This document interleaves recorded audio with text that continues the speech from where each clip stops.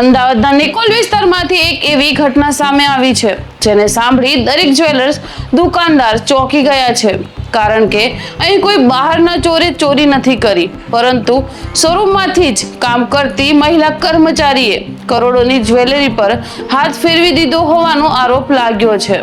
મળતી માહિતી મુજબ આ ઘટના નિકોલના એક જ્વેલરી શોરૂમમાંથી બની છે, જ્યાં છેલ્લા લગભગ 11 મહિનાથી કામ કરતી એક મહિલા કર્મચારી પર શંકા આવી ગઈ છે અને કહેવાય રહ્યું છે કે તે મહિલા શોરૂમમાં સામાન્ય રીતે જ કામ કરી રહી હતી, જેથી કોઈને તેના પર શંકા પણ નહોતી થઈ, પરંતુ પછી સ્ટોક ચેક દરમિયાન કરોડની જ્વેલરી ગાયબ હોવાનું સામે આવ્યું છે।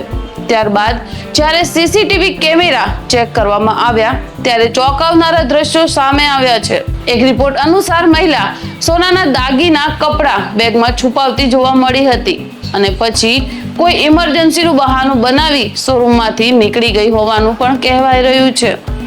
હાલ અલગ અલગ રિપોર્ટમાં ચોરીની રકમ અલગ અલગ બતાવવામાં આવી રહી છે અને કેટલાય અહેવાલ મુજબ અંદાજે 1 કરોડ 11 લાખ રૂપિયાના દાગીના ગાયબ થયા છે, જ્યારે કેટલાય મીડિયા રિપોર્ટ અનુસાર આ આંકડો 1 કરોડ 86 લાખ સુધી જણાવાય છે। ઘટનાની જાણ થતા નિકોલ પોલીસે ફરિયાદ નોંધી છે અને હવે સીસીટીવી ફૂટેજ તેમજ અન્ય પુરાવા આધારે તપાસ શરૂ કરવામાં આવી છે। હાલ આરોપી મહિલા ફરાર હોવાનું કહેવાય રહ્યું છે। આ સમગ્ર ઘટના સોશિયલ મીડિયા પર ભારે વાયરલ થઈ રહી છે, કારણ કે આ આશ્ચર્યજનક છે। જ્યારે વિશ્વાસથી કામ સોંપવામાં આવ્યું હતું ત્યાંથી જ આટલી મોટી ચોરી કઈ રીતે થઈ શકે છે? આ ઘટનાને લઈ તમારું શું કહેવું છે?